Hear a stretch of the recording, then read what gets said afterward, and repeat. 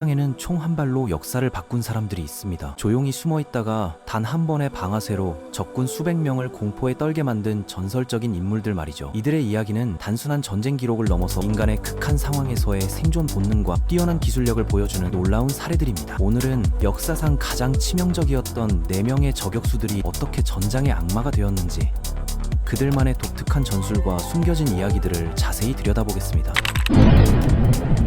이들은 각자 다른 시대, 다른 국가에서 태어나 완전히 다른 환경에서 자랐지만 모두 한 가지 공통점을 가지고 있었습니다. 바로 타고난 사격 실력이었죠. 1905년 핀란드의 작은 농장에서 태어난 시모 하이하라는 남자가 있었습니다. 키가 겨우 160cm밖에 되지 않는 이 소녀, 평범한 농부의 아들로 자랐죠. 매일 아침 일찍 일어나 소들에게 여물을 주고 밭을 갈고 농작물을 수확하는 일상을 보냈습니다. 하지만 이 평범해 보이는 농촌 소년에게는 특별한 재능이 하나 있었어요. 바로 사냥 실력이었습니다. 17살이 되던 해부터 본격적으로 총을 잡기 시작한 시모는 금세 동네에서 손꼽히는 명사수로 소문이 났습니다. 핀란드의 겨울은 길고 혹독했습니다. 영하도를 넘나드는 추위 속에서도 시모는 숲속으로 사냥을 나갔어요. 토끼, 여우, 사슴 등 다양한 동물들을 사냥하며 자연스럽게 위장술과 추적술을 익혔죠. 더욱 놀라운 것은 그가 사냥할 때 사용했던 방법이었습니다. 다른 사냥꾼들과 달리 시모는 한자리에서 몇 시간씩 꼼짝하지 않고 기다릴 수 있었어요. 이런 인내심과 집중력은 훗날 그를 세계 최고의 저격수로 만든 핵 요소가 되었습니다. 핀란드의 자연 환경은 그에게 최고의 훈련장이었던 셈이죠. 시모는 핀란드 시민 수비대에 자원 입대했습니다. 성격이 내성적이고 말수가 적었던 그는 동료들과 어울리기보다는 혼자서 사격 연습에 몰두했죠. 그런데 놀라운 일이 벌어졌습니다. 각종 사격 대회에서 그는 경험 많은 베테랑들을 제치고 연이어 우승을 차지했거든요. 특히 총으로 150m 떨어진 작은 표적을 단 1분 안에 몇 발 모두 명중시키는 기록을 세웠다. 이는 마치 축구장 한쪽 끝에서 반대편 끝에 있는 사과를 정확히 맞추는 것과 같은 수준이었어요. 하지만 시모의 진정한 실력은 실전에서 발휘되기 시작했습니다. 1909년 11월 소련이 핀란드 국경을 넘나들며 도발을 시작했거든요. 스탈린이 이끄는 소비에트 연방은 핀란드를 침공할 군의 소행이라고 주장하며 전쟁을 일으키며, 하지만 소련은 곧 자신들의 결정을 굽니다. 스탈린의 대숙청으로 유능한 군 지휘관들이 숙청당한 탓에 군의 전투력은 크게 약화된 상태였거든요. 핀란드의 겨울은 소련군에게는 지옥이었지만 최적의 사냥터였습니다. 그는 하얀 위장복을 입고 신뢰할 만한 포총을 들고 전장에 나섰어요. 시모의 전술은 정말 독창적이었습니다. 자리를 잡고 눈을 꽁꽁 눌러 물을 부어서 단단한 얼음판을 만들었어요. 이렇게 만든 얼어침대는 총의 반동을 흡수합니다. 또한 저격 시 입김이 새어나가지 않도록 하고 있기도 했죠. 더 놀라운 것은 그가 스코프 대신 사용했다는 점입니다. 스코프를 쓰면 머리를 더 높이 들어야 나오는 반사광 때문에 위치가 노출될 위험이 있었거든요. 시모는 보통 새벽 4시경부터 자리를 잡았습니다. 소련군들이 깨어나기 전에 미리 은신처를 마련하고 하루 종일 기다리는 거였어요. 한번 자리를 잡으면 12시간 이상을 꼼짝하지 않고 버텼습니다. 화장실도 못 가고 물도 마시지 못하는 상황에서 오직 적군만을 기다렸죠. 그의 인내심은 상상을 초월했습니다. 때로는 이틀 연속으로 같은 자리에서 대기하기도 했어요. 소련군 한 명을 제거하기 위해서 말이죠. 시모의 첫 번째 사살은 1939년 12월 초였습니다. 250m 떨어진 곳에서 정찰 중이던 소련군 하사를 정확히 명중시켰어요. 이후 다음 98일 동안 무려 542명의 소련군을 사살하는 놀라운 기록을 세웠습니다. 하루 평균 5.5명꼴이었죠. 이 때문에 그는 하얀 죽음이라는 별명을 얻게 됩니다. 핀란드군에게는 희망의 상징이었지만 소련군에게는 공포의 대상이었어요. 소련군들은 시모를 제거하기 위해 온갖 수단을 동원했습니다. 포병부대를 동원해 그가 숨어있을 만한 지역을 모조리 폭격했어요. 심지어 대포병 저격수까지 파견했지만 모두 실패했습니다. 시모는 마치 유령처럼 나타났다가 사라지며 소련군을 공포에 떨게 만들었거든요. 여기서 주목할 점은 확인된 사살이라는 개념입니다. 이는 반드시 제3자가 목격하고 확인해야만 공식 기록으로 인정되는 시스템이었어요. 실제로 시모가 죽인 적군의 수는 훨씬 더 많았을 것으로 추정됩니다. 혼자서 정찰 나간 소련군들은 확인해줄 사람이 없었으니까요. 1940년 3월 6일 시모에게 시련이 닥쳤습니다. 소련군의 폭발탄이 그의 얼굴을 강타한 거예요. 이 총탄은 1868년 헤이그 협약으로 금지된 폭발형 탄환이었는데 소련이 이를 무시하고 사용한 것이었죠. 폭발탄은 시모의 왼쪽 턱을 완전히 파괴했습니다. 의식을 잃고 쓰러진 그는 동료들에 의해 구조되어 병원으로 이송됐어요.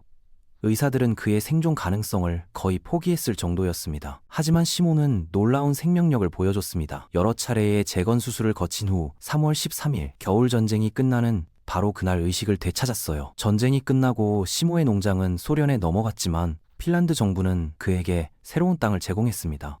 국가 영웅에 대한 최소한의 예우였죠. 그는 다시 조용한 농부의 삶으로 돌아갔습니다. 전쟁의 상처를 딛고 평범한 일상을 되찾으려 노력했어요. 시몬은 2002년 96세의 나이로 평화롭게 세상을 떠났습니다. 놀랍게도 그는 소련이 해체되는 것까지 목격했답니다. 한편 소련에도 놀라운 저격수가 있었습니다. 1916년 러시아 제국에서 태어난 루드밀라 파블리첸코라는 여성이었죠. 죽음의 여인이라 불린 그녀는 어려서부터 사격의 소질을 보였습니다. 아버지가 총기 제조 기술자여서 어릴 때부터 총과 친숙했어요. 젊은 시절 각종 청소년 사격대회에 참가하며 실력을 키워나갔습니다. 16세에 이미 지역대회에서 우승을 차지할 정도였죠. 총을 쓰는 것만으로는 생계를 유지할 수 없어서 지역 무기공장에서 일하며 생활했는데 자신이 과소평가받는다고 느끼고 있었습니다. 당시 소련에서 여성이 무기 관련 일을 하는 것은 매우 드문 일이었어요. 주변 사람들은 그녀의 실력을 인정하지 않으려 했죠. 하지만 루드밀라는 포기하지 않았습니다. 여가 시간에 대학에서 역사를 공부하면서도 적군 저격수 양성학교에 다녔어요. 이는 정말 현명한 선택이었습니다. 1941년 6월 독일이 소련을 침공했을 때 그녀는 즉시 자원 입대했거든요. 나치 독일의 바르바로사 작전으로 소련은 존망의 위기에 처했습니다. 스탈린은 모든 가용한 인력을 전선에 투입해야 했어요. 루드밀라는 2,000명의 여성 저격수 중 한 명으로 제25 소총사단에 배치되었습니다. 하지만 초기에는 제대로 된 장비도 없었어요. 전쟁 초기에는 총도 제대로 지급받지 못해 수류탄 하나만 가지고 있다가 부상당한 동료로부터 모신나강 소총을 물려받았습니다. 이 모신나강 소총은 그녀의 인생을 바꿔놓은 무기가 되었습니다. 그녀는 이 총과 하나가 되어 전장의 여신으로 거듭났어요. 루드밀라의 첫 정과는 400m 거리에서 나치 장교 2명을 사살한 것이었습니다. 이후 며칠 만에 소문이 퍼지기 시작했어요. 독일군들은 처음에 여성 저격수의 존재를 믿지 않았습니다. 하지만 동료들이 하나둘씩 쓰러지자 공포에 떨기 시작했죠. 그녀는 몇 달 동안 오데사 포위전을 비롯한 여러 전투에서 활약했습니다. 매일매일이 생과 사의 갈림길이었어요. 오데사는 소련의 중요한 항구 도시였습니다. 독일과 루마니아 연합군이 이곳을 점령하기 위해 총공세를 펼쳤죠. 루드밀라는 폐허가 된 건물들 사이에서 적군을 사냥했습니다. 도시 전투의 특성상 근거리에서 순발력이 중요했어요. 세바스토폴 포위전에서는 사랑하는 사람을 잃는 아픔도 겪었습니다. 박격포 파편에 맞아 연인이 즉사한 거예요. 이 사건은 루드밀라에게 큰 충격을 주었습니다. 하지만 그녀는 슬픔을 분노로 승화시켜 더욱 치명적인 저격수가 되었어요. 루드밀라는 슬픔을 딛고 다른 저격수들을 훈련시키는 일까지 맡았습니다.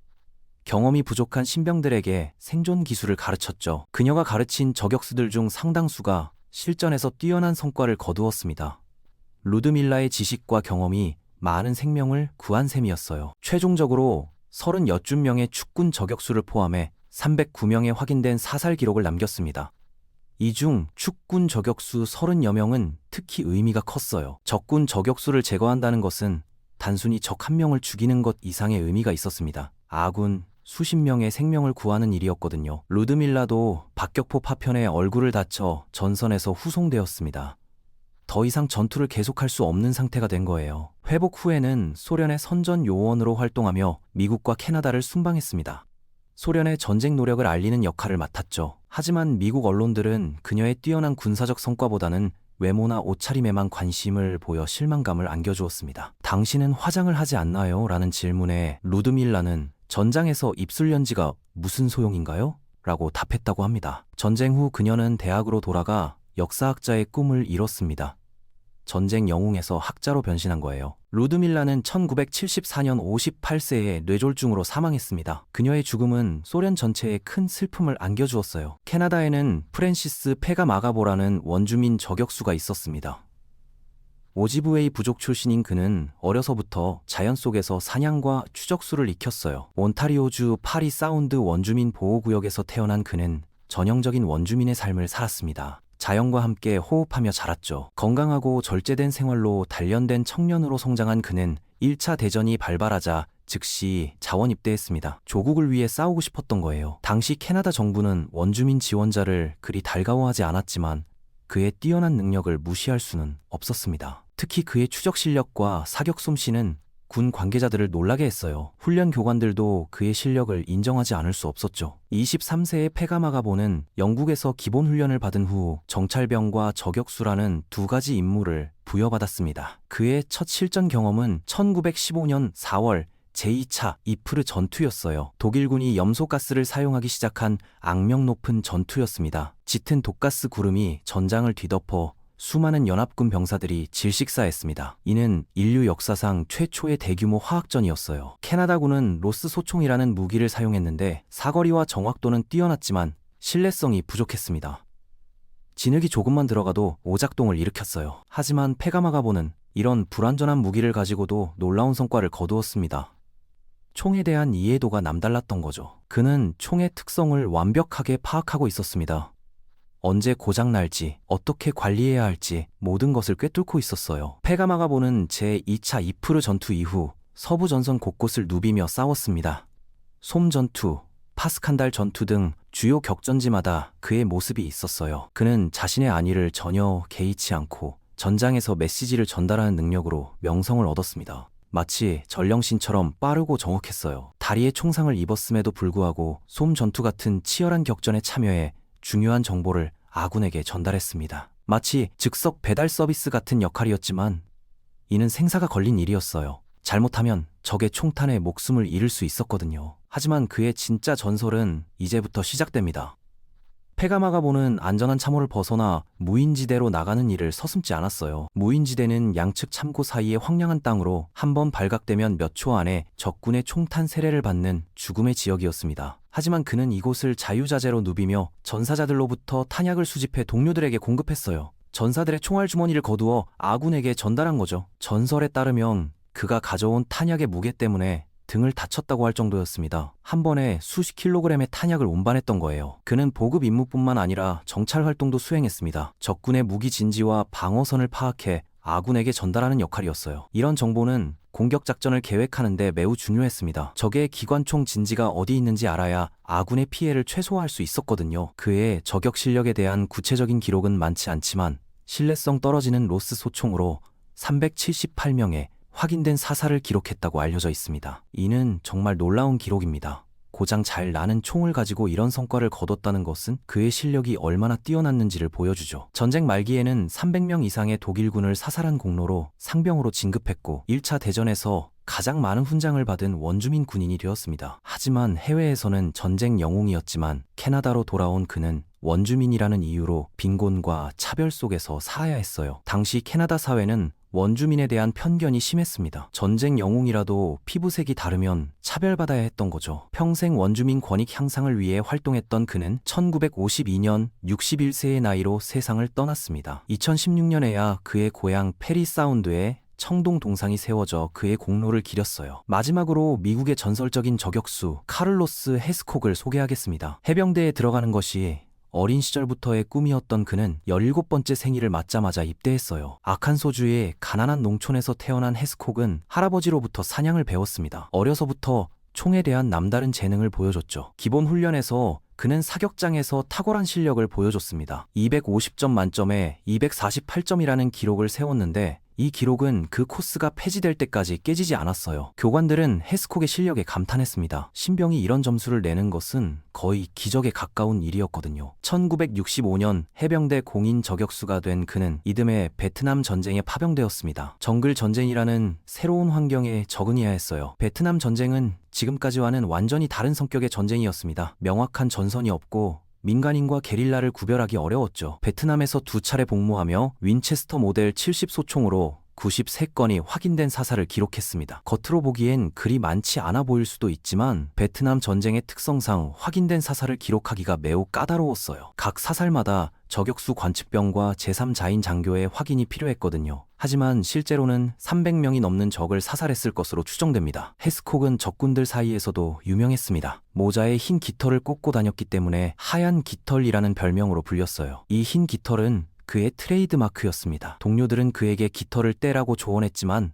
헤스콕은 끝까지 고집을 부렸죠. 적들은 그에게 현상금을 걸기도 했습니다. 처음에는 8달러였지만 나중에는 3만 달러까지 올라갔어요. 당시로서는 엄청난 금액이었죠. 윈체스터 소총뿐만 아니라 59경 브라우닝 기관총으로도 장거리 저격을 성공시켰습니다. 2300m 거리에서 적 저격수를 제거한 기록도 있어요. 더 놀라운 것은 그가 적 저격수의 스코프에서 나오는 미약한 반사광만 보고 정확히 조준해서 총알이 스코프를 통과해 눈까지 관통시켰다는 점입니다. 이는 물리적으로 거의 불가능에 가까운 일이었습니다.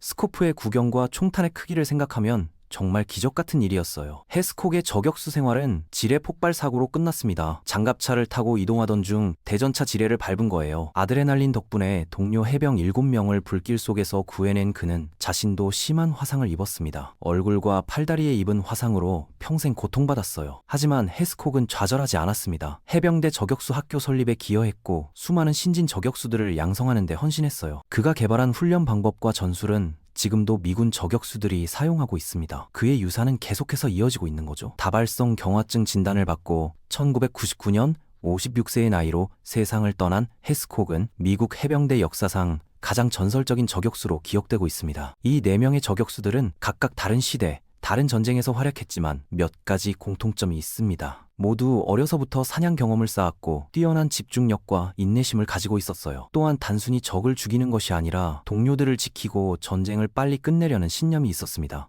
이들에게 저격은 단순한 살인이 아니라 더 큰 목적을 위한 수단이었어요. 이들의 이야기는 전쟁의 참혹함과 함께 인간의 놀라운 능력을 보여줍니다. 극한 상황에서도 자신의 임무를 완수하고 동료들을 지키려 했던 이들의 정신력은 정말 대단합니다. 전쟁은 분명 끔찍한 일이지만 이런 상황에서 인간이 보여줄 수 있는 놀라운 능력과 희생 정신을 동시에 보여주는 것 같습니다.